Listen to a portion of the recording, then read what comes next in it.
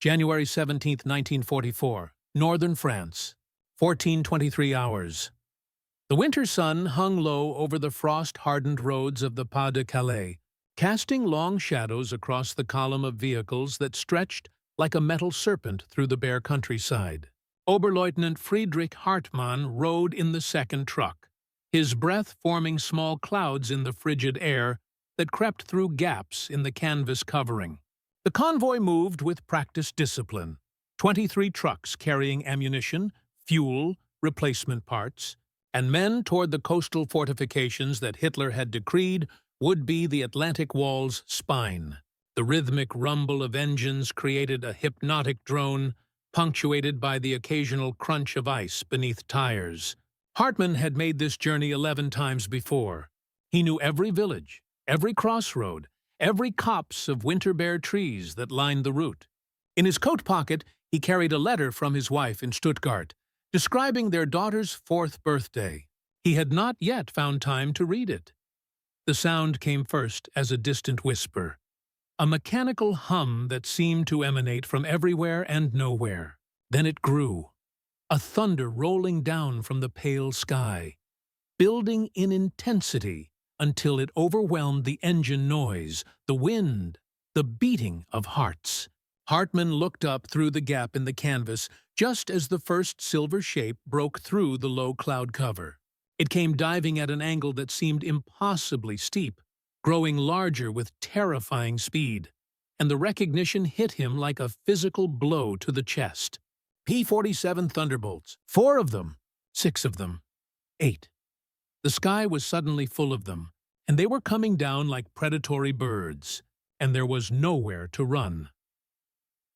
The mythology that had sustained the Wehrmacht through 5 years of conquest was about to collide with American industrial might made manifest in 7 tons of flying metal, 8 machine guns, and pilots who had been trained not merely to fight, but to dominate the skies with a professionalism born from abundance. What happened in the next 8 minutes would be replicated thousands of times across France, across the Low Countries, across Germany itself. A systematic destruction that would shatter not just convoys and equipment, but the fundamental assumptions upon which the Third Reich had built its sense of invincibility. The German officers who survived these attacks would carry with them a terror that went beyond mere fear of death. It was the terror of obsolescence, of being rendered helpless before an enemy whose resources seemed limitless, whose aircraft appeared without warning and vanished before retaliation could be organized, whose tactical doctrine had transformed the very skies above occupied Europe into hunting grounds where German forces had become the prey. The P-47 Thunderbolt had not been designed for elegance. When Republic Aviation's engineers first rolled out the prototype in 1941, military observers had been skeptical of its bulk, its weight, its sheer ungainly appearance compared to the sleek fighters that dominated contemporary imagination. At 7 tons fully loaded, it was the heaviest single-engine fighter of the war, powered by a Pratt & Whitney R2800 double Wasp engine that generated 2,000 horsepower and drove it to speeds exceeding 400 miles per hour. Its fuselage could absorb punishment that would disintegrate lighter aircraft. There were documented cases of P-47s returning to base with cylinders shot out, wings punctured by dozens of holes, tail sections partially severed, yet still flying because the fundamental engineering was sound, overbuilt, excessive in the way that American military production could afford to be excessive. 8 50-caliber Browning machine guns were mounted in the wings, capable of firing 300-400 rounds per minute collectively, and when all 8 guns converged their fire on a single target, the destructive effect was catastrophic. But the true genius of the P-47 lay not in any single specification, but in its operational doctrine, developed through hard experience over the skies of Europe. By January 1944, the 8th and 9th Air Forces had refined fighter-bomber tactics to a lethal science. Thunderbolt squadrons operated in what they called armed reconnaissance missions, hunting German transportation networks, supply columns, troop concentrations, anything that moved on the roads and railways of occupied France. They flew in flights of 4 to 8 aircraft, cruising at medium altitude where they could spot targets while remaining relatively safe from light anti-aircraft fire. When a convoy was identified, the lead aircraft would signal, and the flight would roll into a dive, achieving speeds that rendered evasive action by ground vehicles meaningless. The attack profile called for a 30-degree angle, guns opening at 1,500 feet, pulling up at 500 feet after a 3-second burst that placed approximately 300 rounds into the target zone. The psychological impact was calculated. American tactical analysts had studied German convoy procedures and identified their vulnerabilities: the tendency to bunch vehicles too closely for speed, the limited anti-aircraft protection on supply routes far from the front lines, the predictable schedule adherence that Prussian military culture demanded. They understood that destroying the vehicles was only part of the objective. The greater goal was to make German movement in daylight impossibly costly, to force all logistics into nighttime operations where efficiency plummeted, to create a pervasive sense of vulnerability that would erode operational effectiveness throughout the Wehrmacht's command structure.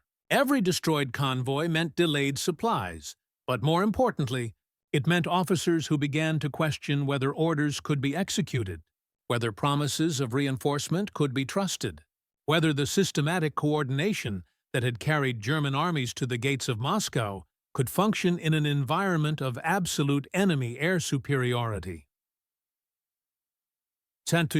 Hartmann's convoy had been chosen not because it was particularly important, but because it existed.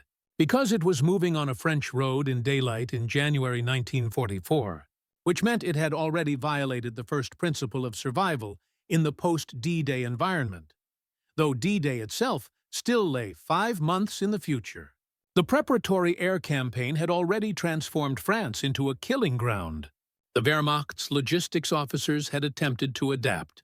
They dispersed vehicles at wider intervals, assigned more anti-aircraft guns to convoy protection, varied routes and timing, painted vehicles with winter camouflage, forbade unnecessary movement during hours when visibility favored attackers. But adaptation required resources, and resources required time, and the Americans were not interested in providing either.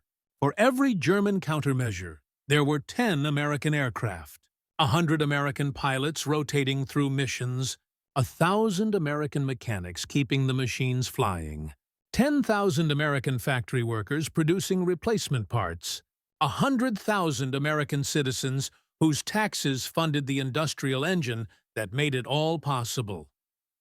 The first P-47 opened fire at 1,127 hours. The pilot, Captain James Goodson of the 4th Fighter Group, had spotted the convoy from 8,000 feet while returning from an escort mission over Belgium. The roads were relatively empty that day. German movement had been suppressed by poor weather forecasts and lingering morning fog, which made the target unmistakable. Goodson radioed his wingmen, confirmed the tactical situation, and led the flight into a diving left turn that brought them down through the cloud layer at 350 miles per hour. His gun camera captured what happened next, a sequence that would be replayed in debriefing rooms and analyzed by intelligence officers, and eventually filed away in archives where historians would discover it decades later, footage that showed with clinical precision how industrial warfare had become a matter of mathematical probabilities and material advantage rather than individual courage or tactical genius. The shells walked along the road like a visible line of destruction, kicking up frozen dirt, punching through canvas, detonating fuel tanks, shredding metal and flesh, and the carefully maintained order of the convoy disintegrated in seconds. The lead truck swerved left and overturned. The truck behind crashed into it. A fuel tanker, third in line, erupted in a fireball that consumed the 2 vehicles beside it. Hartmann's truck slammed to a halt as the driver instinctively hit the brakes, which proved to be precisely the wrong decision because stationary targets were easier to hit. The second P-47 came in 15 seconds after the first, and its burst caught the truck's cab, killing the driver instantly and severing the steering column. The third and fourth aircraft divided their attention between the rear and middle of the convoy, methodically working their way through the vehicle column while German soldiers scrambled from the trucks and dove into roadside ditches where they pressed themselves against frozen earth and prayed to a god whose attention seemed to be elsewhere. The attack lasted 8 minutes. In that brief window, the P-47 flight made 3 complete passes, expending approximately 18,000 rounds of 50 caliber ammunition, destroying 17 of the convoy's 23 vehicles, killing 31 men, wounding 47 others, and rendering the remainder combat ineffective due to shock, disorganization, and loss of equipment. The Thunderbolts climbed back through the cloud cover and disappeared. Returning to their base in England, where pilots would file mission reports, armament crews would reload the guns, mechanics would refuel and inspect the aircraft, and the entire process would be ready to repeat within 4 hours. The destroyed convoy represented perhaps 0.01% of the total German logistics capacity in France, which meant it was simultaneously catastrophic for the men who experienced it and utterly insignificant in the broader strategic calculation, except that there were hundreds of such attacks every week, thousands every month. And the cumulative effect was the systematic strangulation of Wehrmacht, mobility, across all of Western Europe. Hartmann survived because he had been seated in a position that was shielded by the truck's frame when the bullets came through. He climbed from the wreckage with blood running from a cut above his eye, and his hearing reduced to a high-pitched ringing that would persist for 3 days. Around him, the road had been transformed into a scene from an apocalyptic painting. Burning vehicles, scattered supplies, bodies and pieces of bodies, men screaming, men silent, men moving in the dazed mechanical fashion of those whose minds had temporarily disconnected from their circumstances. The air smelled of burning rubber, cordite, and something else he could not immediately identify, but which he later realized was burning human flesh. He had been in combat before. He had participated in the invasion of Poland, had fought in France in 1940, had spent a winter on the Eastern Front before being transferred to the quieter West. He had seen death. But this was different. This was not combat. This had been extermination, clinical and impersonal, delivered from an altitude where the pilots probably could not even clearly see the faces of the men they were killing. The psychological residue of such experiences accumulated in ways that Wehrmacht leadership initially failed to recognize. Combat veterans could process conventional battle trauma, the fear, the loss, the physical horror, because these experiences fit within established frameworks of military understanding. Soldiers had always faced danger. Men had always died. Victory required sacrifice, and sacrifice required courage, and courage could be summoned through discipline, ideology, training, and the bonds of comradeship. But what courage was relevant when the enemy could kill you from the sky before you even knew he was present? What discipline mattered when evasive action was impossible? What ideology could sustain morale when the material imbalance was so overwhelming that individual skill and determination became strategically irrelevant? These were questions that German officers began asking themselves in the winter and spring of 1944. Questions that had no good answers. Questions that ate at the foundations of belief that had sustained the Wehrmacht through years of increasingly desperate fighting. The Wehrmacht's leadership structure in 1944 still functioned according to principles established in Prussia a century earlier. Hierarchical, efficient, demanding absolute obedience while encouraging tactical initiative within defined parameters. Officers were expected to accomplish their missions regardless of difficulties. Failure was acceptable only when accompanied by proof that every possible effort had been made. This culture had produced remarkable military successes when German forces possessed qualitative or quantitative advantages, but it became a psychological vice when those advantages evaporated. Officers like Hartmann found themselves trapped between impossible expectations and untenable realities. They were ordered to move supplies forward, but movement in daylight invited destruction. They were told to adapt their tactics, but no tactical adaptation could compensate for complete enemy air superiority. They submitted reports describing the situation, and the reports were acknowledged. And nothing changed because the fundamental problem was not tactical or operational, but strategic and industrial. Germany was being overwhelmed by enemies whose productive capacity exceeded German output by factors that ranged from 3 to 1 to 10 to 1, depending on the specific category of equipment. The mythology of German military superiority had been constructed carefully over years of propaganda and genuine early victories. Wehrmacht soldiers had been taught to believe in their technical sophistication, their superior training, their ideological commitment, their racial destiny. These beliefs had carried them across Europe, had sustained them through the grinding attrition of the Eastern Front, had provided psychological armor against the reality of their situation. But mythology cannot withstand indefinite contact with contradictory evidence. The P-47 Thunderbolt, along with its companions, the P-51 Mustang, the P-38 Lightning, the swarms of medium bombers and heavy bombers that darkened German skies, represented evidence that could not be explained away. These aircraft appeared in numbers that seemed inexhaustible. They operated with a coordination and professionalism that suggested systematic training and abundant resources. They inflicted damage that accumulated faster than German industry could repair. And they did so while suffering losses that would have grounded any Luftwaffe unit within weeks, but which barely seemed to affect American operational tempo because replacement aircraft and replacement pilots arrived in steady streams from across the Atlantic. 3 days after the attack, Hartmann was interviewed by his battalion intelligence officer as part of the routine after-action reporting process. The interview was recorded in a document that survived the war and was later discovered in American archives among captured German records. Hartmann described the attack in clinical terms: time, location, aircraft type, duration, casualties, material losses. Then, unprompted, he added a paragraph that the intelligence officer dutifully recorded but flagged as potentially demoralizing. The Americans fly as though they have unlimited aircraft and unlimited ammunition.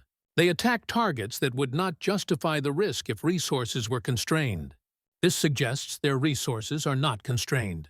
Our tactical doctrine assumes resource limitation forces careful target selection. If that assumption is false, our entire defensive framework becomes questionable.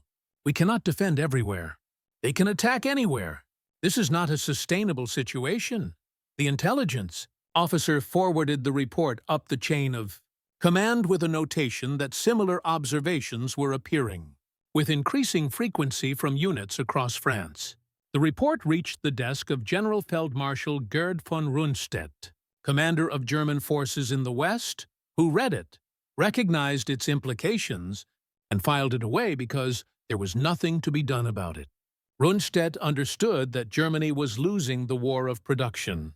He had access to intelligence estimates showing American industrial output. He knew that the United States was producing approximately 8,000 aircraft per month by early 1944, while German production struggled to maintain 2,500 aircraft per month, despite maximum mobilization efforts. He knew that American pilot training programs were graduating thousands of aviators annually, while the Luftwaffe was increasingly forced to send undertrained pilots into combat where they died before acquiring experience. He understood that this was a death spiral from which recovery was impossible, without either a miracle or a negotiated settlement, and Hitler would permit neither miracles nor negotiations.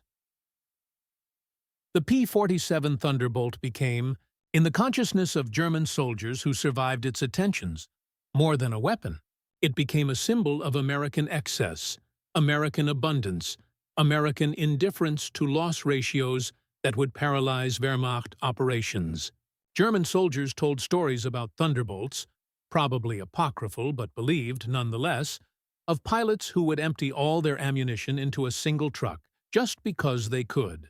of aircraft that absorbed dozens of anti-aircraft hits and continued flying, of attacks on targets so insignificant that their destruction served no military purpose except to demonstrate that nothing was beneath American attention. These stories circulated through units, were embellished, were written in letters home, were discussed in the careful coded language that soldiers developed when they wanted to communicate truths that official propaganda denied. The stories contributed to a growing sense among Wehrmacht personnel that they were fighting an enemy who played by different rules, who could afford to waste resources on a scale that made careful German conservation look like poverty rather than discipline. The acoustic signature of a P-47 attack became embedded in the neurological patterns of German soldiers who experienced it. Years after the war, veterans would report visceral reactions to certain sounds: a distant aircraft engine, a particular frequency of mechanical noise that would trigger the muscle memory of diving for cover, the spike of adrenaline, the anticipatory tension of waiting for the sound of 50-caliber rounds tearing through metal. This was not unique to P-47 attacks. All combat creates such associations, but the specific character of Thunderbolt attacks, the suddenness, the helplessness, the overwhelming violence, followed by equally sudden silence, created a psychological imprint that distinguished it from other combat experiences. Men could prepare for artillery bombardment, could develop coping mechanisms for infantry combat, could find agency in situations where their actions mattered. The P-47 attack offered no such consolations. You heard the sound, you dove for cover, you waited, you survived or you died, and nothing you did made any difference to the outcome. By March 1944, Wehrmacht logistics commands had effectively conceded daylight operations across much of France. Convoys moved at night despite the reduced speed and increased accident risk. Supplies were staged in small, dispersed dumps rather than centralized depots. Critical movements were disguised, covered, or simply abandoned in favor of alternative methods that were less efficient but less vulnerable. These adaptations worked after a fashion. They reduced losses, maintained some operational capability, kept supplies moving. But they also consumed time, required additional personnel, decreased overall efficiency, and created bottlenecks that rippled through the entire logistics network. The Allies had achieved, through air superiority, what ground forces had not yet accomplished. They had forced the Wehrmacht onto the defensive, had seized the initiative, had created conditions where German commanders spent their time reacting to Allied actions rather than implementing their own operational plans. The 9th Air Force, which bore primary responsibility for tactical air operations supporting the eventual Normandy invasion, kept meticulous records of its anti-transportation campaign. Between January and June 1944, P-47 Thunderbolts flew approximately 95,000 sorties over France and the Low Countries. They claimed destruction of over 6,000 vehicles, 1,200 locomotives, 500 tanks and armored vehicles, and countless smaller targets of opportunity. Intelligence analysts estimated that actual destruction was probably 60–70% of claimed figures, which was still catastrophic from the German perspective. Perhaps more importantly, the campaign forced German logistics entirely into night operations, which reduced transportation efficiency by approximately 30%, according to post-war assessments. This meant that even undestroyed vehicles were effectively removed from useful service because they could not operate during daylight hours when they might be most needed. The human cost was harder to quantify, but no less significant. Casualty records for German logistics units in France during this period are incomplete, but surviving documents suggest thousands of drivers, guards, and support personnel were killed or wounded in air attacks between January and June 1944. These were not combat troops. They were the mechanics, the drivers, the supply clerks, the administrative personnel whose work kept armies functioning. Their loss created expertise gaps that could not be quickly filled. A killed driver might be replaced by a warm body, but the replacement lacked experience, drove more slowly, was more likely to make errors, contributed to the general degradation of system efficiency. Multiply this across thousands of positions, and the Wehrmacht's logistics network in France became increasingly fragile, held together by the desperate efforts of overworked survivors who understood that another attack might come at any moment, and there was nothing they could do to prevent it. Hartmann returned to duty 3 weeks after the attack, assigned to a new convoy command position because his experience was considered valuable despite, or perhaps because of, his recent trauma. He approached his new duties with the mechanical precision of a man who had accepted his likely death and decided to perform his function until that death arrived. His letters home, which survived the war, show a progression from confident professionalism to fatalistic resignation over the course of February and March 1944. In January, before the attack, he wrote about military objectives, tactical situations, the importance of his work. By April, his letters were brief, focused on personal matters, carefully avoiding any substantive discussion of his duties. The censors noted the change, but took no action, because similar patterns were appearing in correspondence throughout the Wehrmacht's Western forces. Morale was declining, and everyone knew it, and there was nothing to be done about it, because the material realities that were destroying morale could not be changed through exhortation or ideology. The P-47 pilots who conducted these attacks operated in a radically different psychological environment. They were volunteers, extensively trained, fighting for a cause they generally believed was just, supported by an infrastructure that provided everything they needed and much they did not strictly require. Their bases in England featured heated barracks, abundant food, regular mail service, recreational facilities, and a casualty replacement system that meant most pilots could expect to survive their tour of duty if they learned quickly and avoided stupid mistakes. This was not to say their experience was easy. They faced anti-aircraft fire, enemy fighters, mechanical failures, and the accumulated stress of repeated combat missions. But they faced these dangers from a position of fundamental security, knowing that if they were shot down and captured, they would be treated according to Geneva Convention standards, knowing that if they were killed, their families would be notified and provided with death benefits, knowing that their service was part of a larger military machine whose victory was, by 1944, virtually certain, barring catastrophic errors. This asymmetry of experience created a psychological gulf between attackers and attacked that transcended the mere physical violence of combat. German soldiers increasingly perceived themselves as victims of an impersonal machine that ground them down without regard for their courage, skill, or dedication. American pilots, by contrast, saw themselves as professionals executing necessary missions in service of a just cause. Both perceptions were true from their respective positions.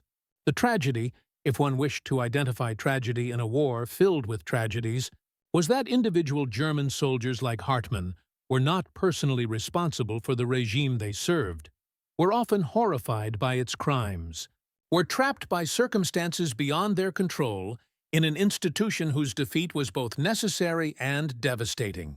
The P-47 that destroyed his convoy did not and could not discriminate between convinced Nazis and conscripted fatalists, between war criminals and ordinary men trying to survive. It simply destroyed, efficiently and without malice, because that was what it was designed to do. The sound of the P-47's engine, a distinctive roar produced by the R-2800 radial engine and turbo supercharger combination, became for German soldiers what the whistle of falling bombs was to civilians in targeted cities, a herald of chaos that induced immediate physical reactions regardless of conscious thought. Training officers attempted to maintain discipline through repeated exposure exercises, having units practice dispersal drills when aircraft were heard approaching.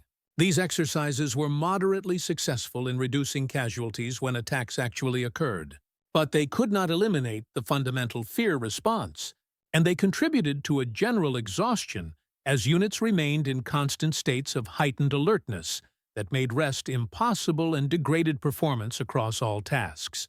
A soldier who never knew when the next attack might come, who had to be perpetually ready to abandon his work and seek cover, was a soldier whose effectiveness was compromised even when no attack occurred.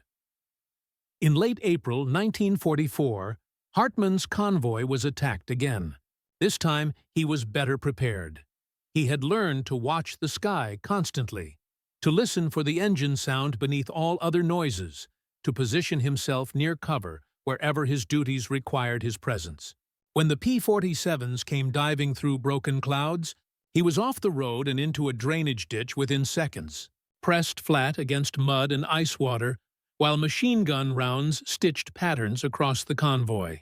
He survived again, though the man who had been standing next to him did not. The randomness of survival, the pure chance that determined who lived and who died based on positioning differences measured in feet, ate at the rationalist worldview that military training attempted to instill. If survival was random, then skill was meaningless. And if skill was meaningless, then what was the purpose of dedication and discipline? These questions accumulated in the minds of German officers throughout the spring of 1944, creating a psychological environment that would contribute to the Wehrmacht's rapid collapse once the Normandy invasion began.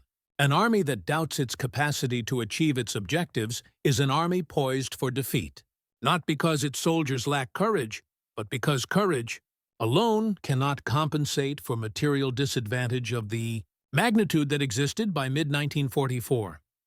The German officers who would face the Allied invasion had spent months being hunted from the sky, had seen their supplies destroyed, had lost men to attacks they could not prevent, had learned that the enemy commanded resources so vast that tactical adaptation was pointless.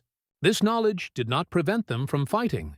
Wehrmacht units would often defend with desperate ferocity when Allied ground forces finally landed, but it stripped away the conviction of eventual victory that had sustained German forces through earlier crises. The P-47 Thunderbolt itself, considered purely as a machine, represented a philosophy of warfare that differed fundamentally from German design principles. German aircraft tended toward specialized optimization. The Bf-109 fighter was light, maneuverable, designed for air superiority through superior dogfighting capability. The Stuka dive bomber was a precision instrument built around a single tactical concept. German engineers pursued elegance, efficiency, maximum performance from minimum resources. The P-47 embodied a different philosophy. Overwhelming force applied through robust, simple systems that prioritized reliability and survivability over elegance. It was not the most maneuverable fighter, not the fastest, not the most sophisticated, but it could absorb tremendous damage, could carry enormous weapon loads, could operate from rough forward airstrips, could be maintained by mechanics with moderate training using abundant spare parts. It was, in essence, the aerial equivalent of American industrial philosophy, victory through mass production of good enough equipment rather than limited production of theoretically superior designs. This philosophical difference manifested in countless small ways that accumulated into decisive advantage. When a P-47 was damaged, it was often repairable because its systems were overbuilt and its design was modular. When it was destroyed, replacement aircraft arrived within days or weeks because American factories were producing them at rates that German intelligence initially refused to believe because the numbers seemed impossible. When a pilot was killed, another pilot arrived because the training pipeline was producing aviators faster than combat could consume them. The Wehrmacht operated in an opposite environment. Every loss was difficult to replace. Every damaged aircraft represented a long wait for repair. Every killed pilot was a permanent deficit in expertise. The two systems collided in the skies over France, and the outcome was mathematically predetermined, even though individual German pilots and gunners continued fighting with skill and courage that could not overcome structural disadvantage. By June 1944, when Allied forces finally landed in Normandy, the air campaign had achieved its primary objective. The Luftwaffe had been effectively driven from the skies over France, and German ground forces operated under constant threat of air attack that paralyzed large-scale movement and disrupted every aspect of military operations.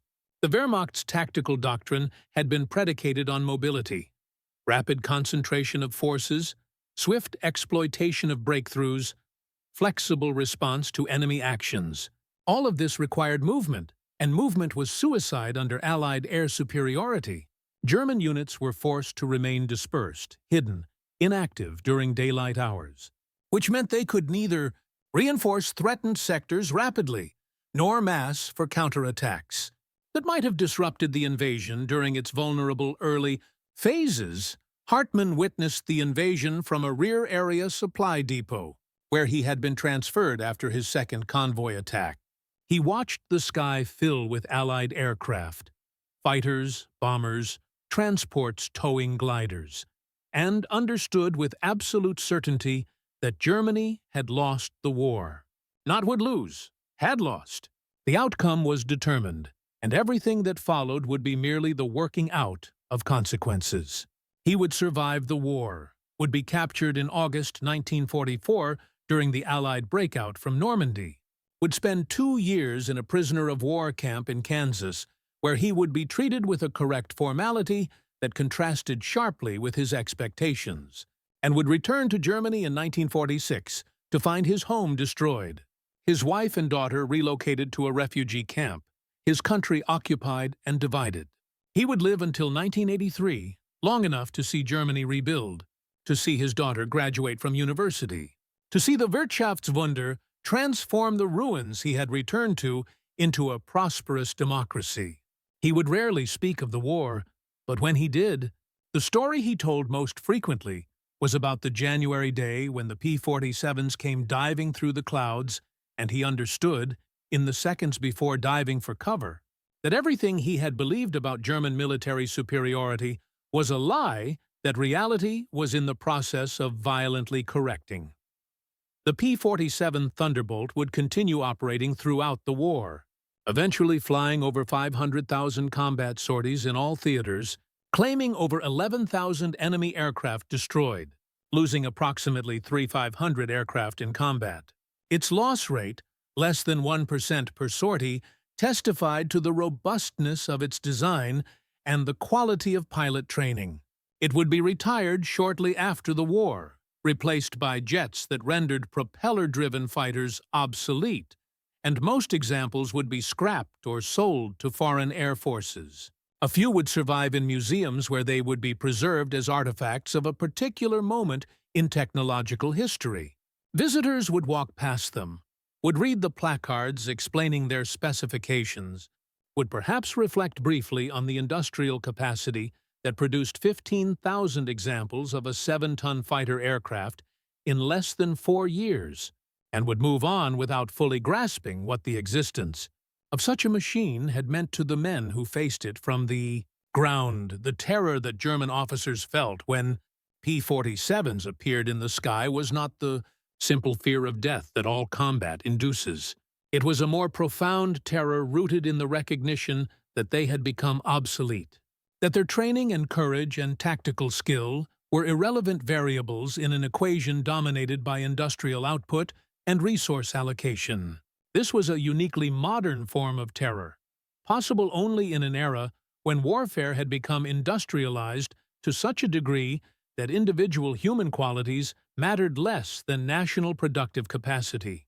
The Wehrmacht officer corps had been trained to believe in the decisive importance of leadership, tactics, operational art, the human factors that military tradition emphasized. The P-47 attacks taught them that these factors could be overwhelmed by simple material advantage, that an enemy with sufficient resources could achieve victory through attrition regardless of tactical sophistication, that warfare in the 20th century had become a contest of factories and logistics networks rather than a test of warrior virtues. This lesson would be reinforced by subsequent American military operations, the strategic bombing campaign, the invasion of Germany itself, the deployment of nuclear weapons against Japan. The United States had discovered, perhaps accidentally, that its greatest military advantage was not tactical or operational, but economic. It could afford to waste resources that other nations had to husband carefully. It could accept loss ratios that would bankrupt other military establishments. It could continue operations indefinitely because its industrial base was geographically secure and its population was willing to fund military expenditures at levels that European nations, exhausted by decades of conflict, could not match. This advantage would persist into the Cold War era, would become the foundation of American military doctrine, would shape international relations for generations. But in January 1944, as Oberleutnant Friedrich Hartmann dove into a roadside ditch while 50-caliber rounds tore through his convoy, none of these broader historical patterns were visible. There was only the sound of the engines, the scream of air over diving aircraft, the hammering roar of machine guns, and the terror of absolute helplessness before an enemy who could kill from the sky and vanish before retaliation was possible. In that moment, the war's outcome became personal and immediate and undeniable. The P-47 Thunderbolt was not merely a weapon. It was a herald of a new world order in which American industrial power would dominate, in which the traditional military virtues of European armies would prove insufficient, in which the old certainties of warfare would be replaced by the harsh mathematics of production capacity and logistical reach. The engine sound faded. The silence after an attack was always startling. The sudden absence of violence was almost as disorienting as its arrival. Men emerged from cover cautiously, checking themselves for wounds, looking around to see who had survived, beginning the grim work of assessing damage and caring for casualties. Hartmann stood slowly, his ears ringing, his hands trembling despite his best efforts to control them. The convoy was destroyed. Again. The mission was failed. Again.